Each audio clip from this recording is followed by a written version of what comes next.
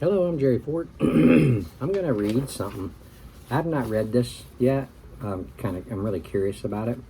So I was painting in my area today, and Tom, one of our faculty members here at the college, sees me over there and comes over and he says, "Hey, I got a short story you might like."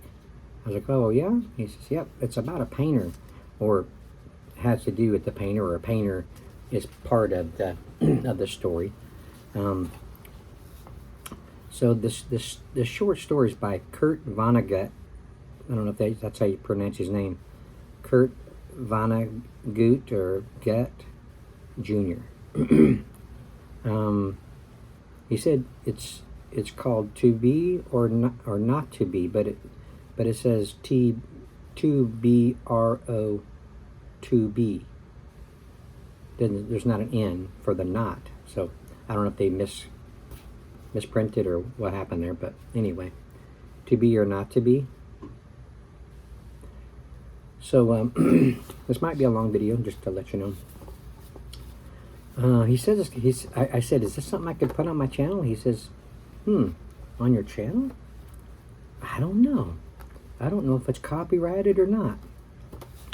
Sometimes it's kind of hard to find out. You got to research it a little bit and find out. But I'm going to put it. I'll probably put it on there. If you see it on there, then I chose to put it on there. If you don't see it on there, then I didn't put it on there. Or if Kurt Vonnegut contacts me and says, take it off your channel, then I'll do that. Or if I find out another reason to take it off my channel, then I will. But all credit goes to Kurt Vonnegut Jr. For doing this. Sounds like if Tom, he's over in the language area, if he's saying this is interesting to read this, you might enjoy it, then it sounds like something that maybe you guys would like to. Maybe I'm gonna like. But he says it's kind of depressing. He says, I don't know if you want to read it on your channel or not. Yeah, I guess I'll see. So it starts off, got a problem? Just pick up the phone. Excuse me, it solved them all, and all the same way. Okay, so starts off, everything was perfectly swell. There were no prisons, no slums, no insane asylums, no cripples, no poverty, no wars. All diseases were conquered, so was old age. Death, barring accidents, was an adventure for volunteers. The population of the United States was stabilized at 40 million souls. One bright morning in the Chicago lying in a hospital, a man named Edward K. Welling, Jr. waited for his wife to give birth. He was the only man waiting. Not many people were born a day anymore. Welling was 56, a mere stripling in a population whose average age was 129. X-rays had revealed that his wife was going to have triplets. The children would be his first. Young Welling was hunched in his chair, his head in his hand. He was so rumpled, so still and colorless as to be virtually invisible. His camouflage was perfect, since the waiting room had a disorderly and demoralized air too. Chairs and ashtrays had been moved away from the walls. The floor was paved with spattered drop cloths. The room was being redecorated. It was being redecorated as a memorial to a man who had volunteered to die. A sardonic old man, about 200 years old, sat on a stepladder, painting a mural he did not like. Back in the days when people aged visibly, his age would have been guessed at 35 or so. Aging had touched him that much that much before the cure for aging was found. The mural he was working on depicted a very neat garden. Men and women in white, doctors and nurses, turned the soil, planted seedlings, sprayed bugs, spread fertilizer. Men and women in purple uniforms pulled up weeds, cut down plants that were old and sickly, raked leaves, carried refuse to trash burners.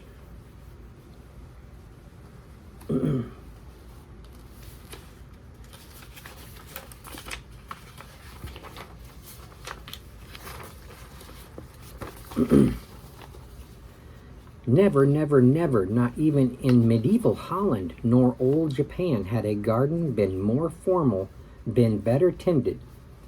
Every plant had all the loam, light, water, air, and nourishment it could use.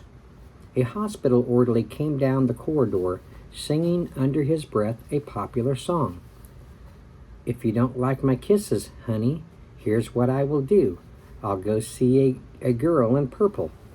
Kiss this sad world toodle-doo. If you don't want my lovin', why should I take up all this space? I'll get off this old planet. Let some sweet baby have my place." The orderly looked in at the mural, and the muralist "Looks so real," he said. "I can practically imagine I'm standing in the middle of it." "What makes you think you're not in it?" said the painter. He gave a satiric smile. "It's called the happy garden of life, you know." That's good of Dr. Hitz," said the orderly. He was referring to one of the male figures in white, whose head was a portrait of Dr. Benjamin Hitz, the hospital's chief obstetrician. Hitz was a blindingly handsome man. Lots of faces still to fill in. "Oh," said the orderly.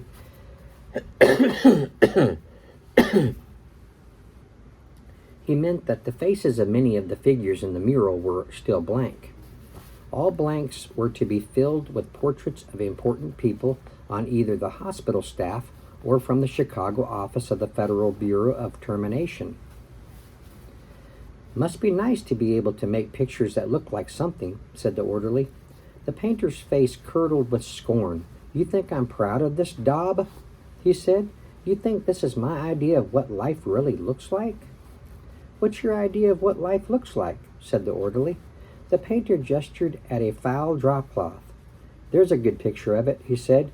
"Frame that, and you'll have a picture a damn sight more honest than this one." "You're a gloomy old duck, aren't you?" said the orderly. "Is that a crime?" said the painter. The orderly shrugged. "If you don't like it here, Grandpa," he said, and he finished the thought with the trick telephone number that people who didn't want to live anymore were supposed to call. The 0 in the telephone number he pronounced not. "Oh, okay. The 0 is pronounced not."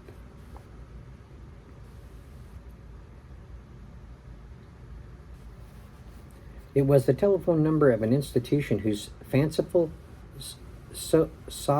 sobriquets, never heard of that word before, included Automat, Birdland, Canary, Catbox, Delouser, Easy Go, Goodbye, Mother, Happy Hooligan, Kiss Me Quick, Lucky Pierre, Sheep Dip, Warring Blender, Weep No More, and Why Worry? To be or not to be was the telephone number of the municipal gas chambers of the Federal Bureau of Termination.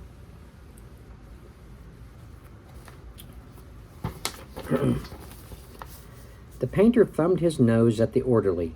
"When I decide it's time to go," he said, "it won't be at the Sheep Dip.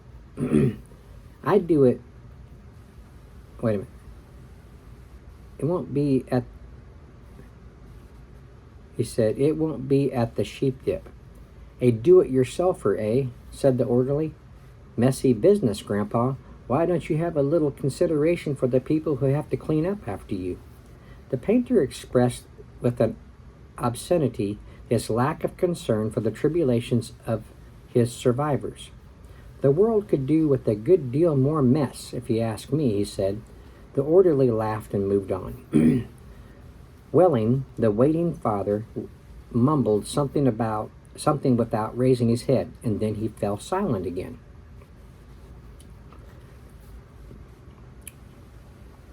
A coarse, formidable woman strode into the waiting room on spike heels. Her shoes, stockings, trench coat, bag, and overseas cap were all purple. The purple the painter called the color of grapes on Judgment Day. The medallion on her purple musset bag was a seal of the Service Division of the Federal Bureau of Termination, an eagle perched on a turnstile. The woman had a lot of facial hair, an unmistakable mustache, in fact. A curious thing about gas chamber hostesses was that, no matter how lovely and feminine they were when recruited, they all sprouted mustaches within 5 years or so. "Is this where I'm supposed to come?" she said to the painter. "A lot would depend on what your business was," he said. "You aren't about to have a baby, are you?" "They told me I was supposed to pose for some picture," she said. "My name's Leora Duncan." She waited. "And you dunk people?" he said. "What?" she said. "Skip it," he said. "That sure is a beautiful picture," she said. "Looks just like heaven or something." "Or something," said the painter. He took a list of names from his smock pocket. "Duncan, Duncan, Duncan," he said, scanning the list. "Yes, here you are. You're entitled to be immortalized. See any faceless body here you'd like me to stick your head on? We've got a few choice ones left." She studied the mural bleakly. "Gee," she said, "they're all the same to me. I don't know anything about art." "A body's a body, eh?" he said. "All righty. As a matter of fine art, I recommend this body here." He indicated a faceless figure of a woman who was carrying dried stalks to a trash burner. "Well," said Leora Duncan, "that's more the disposable people, isn't it? I mean, I'm in service. I don't do anything disposing. I don't do any disposing." The painter clapped his hands in mock delight. "You say you don't know anything about art, and then you prove in the next breath that you know more about it than I do? Of course, the sheave carrier is wrong for a hostess, a snipper, a pruner. That's more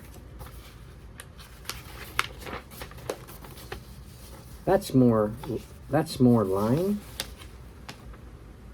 That's more your line." He pointed to a figure in purple who was sawing a dead branch from an apple tree. "How about her?" he said. You like her at all?" "Gosh," she said, and she blushed and became humble. That puts me right next to Dr. Hitz." "That upsets you?" he said. "Good gravy, no," she said. It's just such an honor." "Ah, you admire him, eh?" he said. "Who doesn't admire him?" she said, worshipping the portrait of Hitz.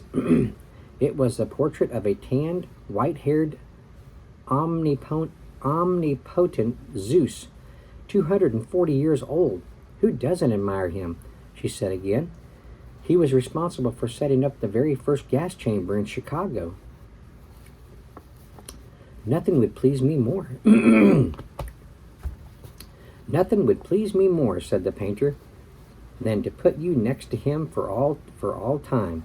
Sawing off a limb, that strikes you as appropriate?" "That is kind of like what I do," she said. She was demure about what she did. What she did was make people comfortable while she killed them. And while Leora Duncan was posing for her portrait, into the waiting room bounded Dr. Hitz himself. He was 7 feet tall, and he boomed with importance, accomplishments, and the joy of living. "Well, Miss Duncan," he said, and he made a joke.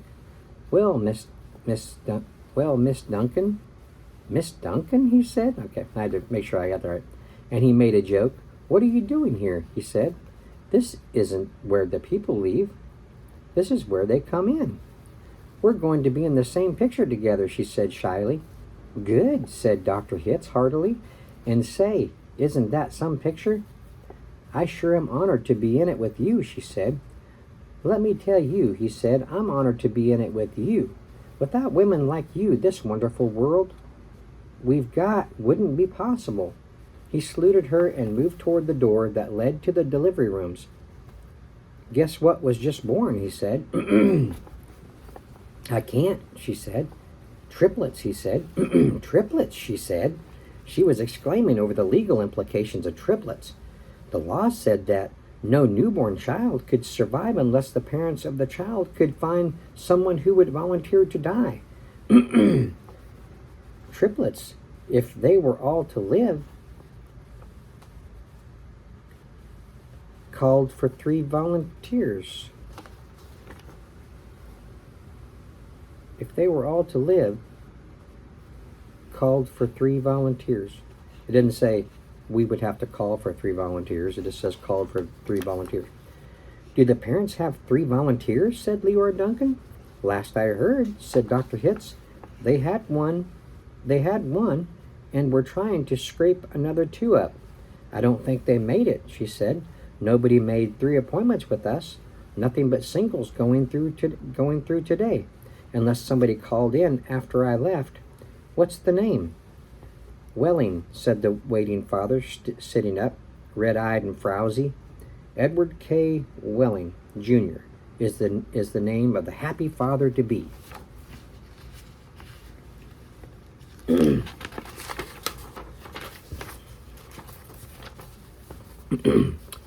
The painter thumbed his nose at the orderly.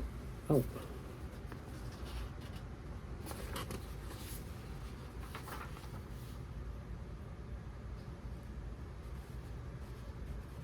Okay, here we go. He raised his right hand, looked at a spot on the wall, gave a hoarsely wretched chuckle. "Present," he said. "Oh, Mr. Welling," said Dr. Hitz, "I didn't see you." "The invisible man," said Welling.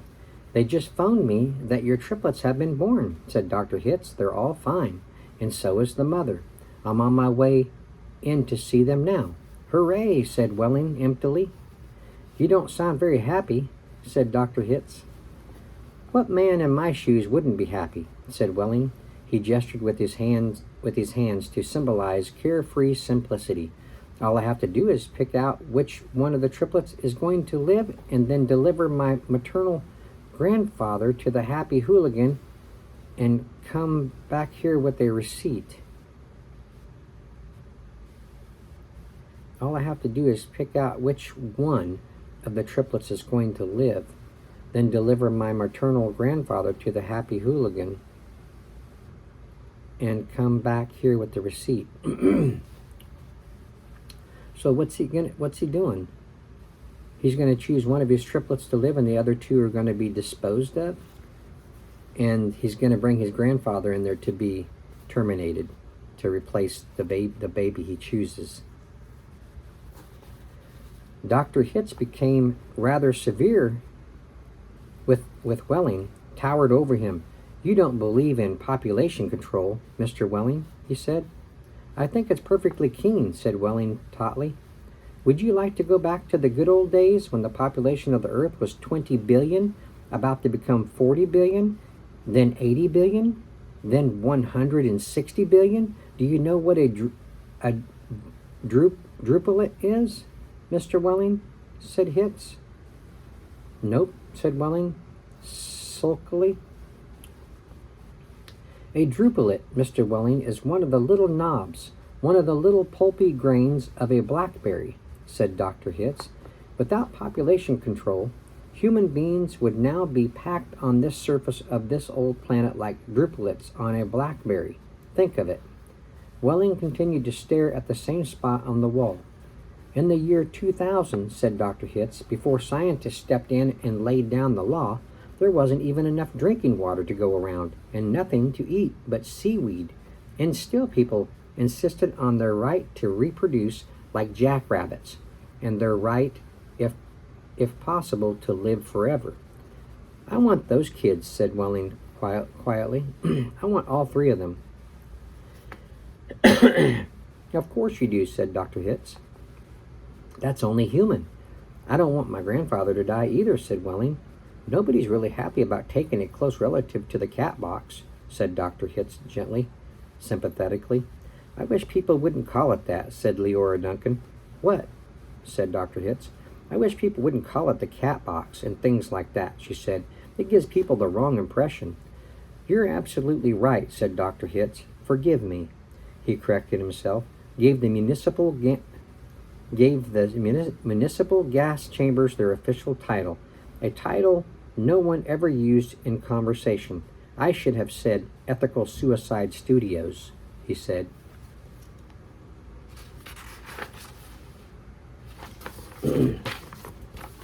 That sounds so much better, said Leora Duncan. This child of yours, whichever one you decide to keep, Mr. Welling, said Dr. Hitz, he or she is going to live on a happy, roomy, clean, rich planet, thanks to population control. In a garden like that mural there, he shook his head. 2 centuries ago, when I was a young man, it was a hell that nobody thought could last another 20 years. Now centuries of peace and plenty stretch before us as far as the imagination cares to travel. He smiled luminously. The smile faded as he saw that Welling had just drawn a revolver. Welling shot Dr. Hitz dead. There's room for one, a great big one, he said, and then he shot Leora Duncan. It's only death, he said to her as she fell. There, room for 2. And then he shot himself, making room for all 3 of his children. Nobody came running, nobody seemingly heard the shots.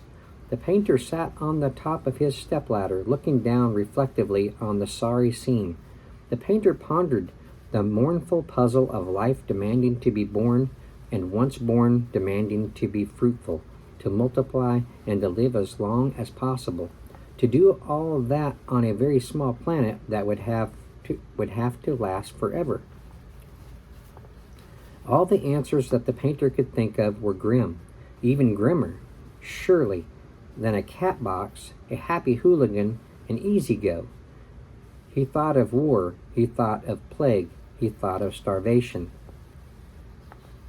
He knew that he would never paint again. He let his paintbrush fall to the drop cloths below, and then he decided he had had about enough of happy in the life. Had enough of life in the happy garden of life. 2, and he came slowly down from the ladder. He took Welling's pistol, really intending to shoot himself, but he didn't have the nerve. And then he saw the telephone booth in the corner of the room. He went to it, dialed the well-remembered number to be or not to be.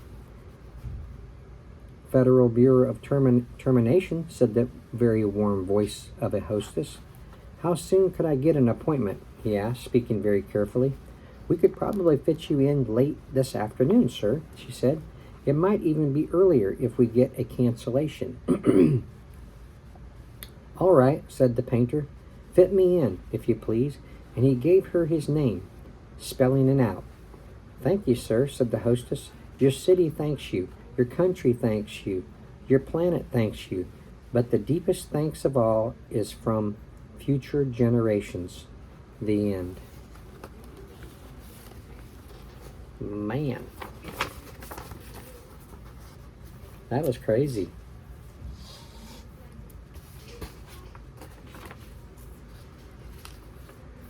Whew. It sounds like a science fiction type of a movie, like Soylent Green or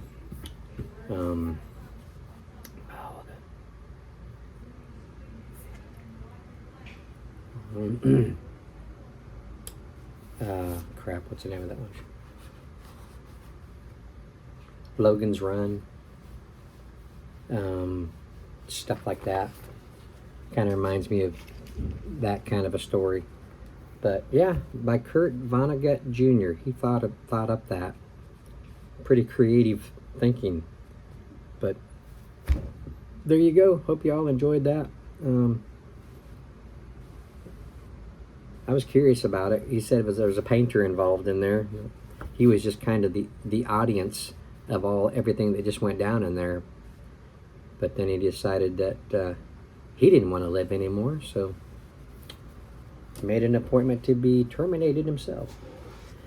All right, well, thanks for watching. I appreciate it. I still have more of my lunch to eat, but I didn't want to eat all this and then be too full to read because it needs a lot of air to read. But yeah, thanks for watching. Appreciate it. Thanks for listening. Hope you all enjoyed it. I know it was kind of long, but it was interesting to me. We'll see you on the next one. Bye.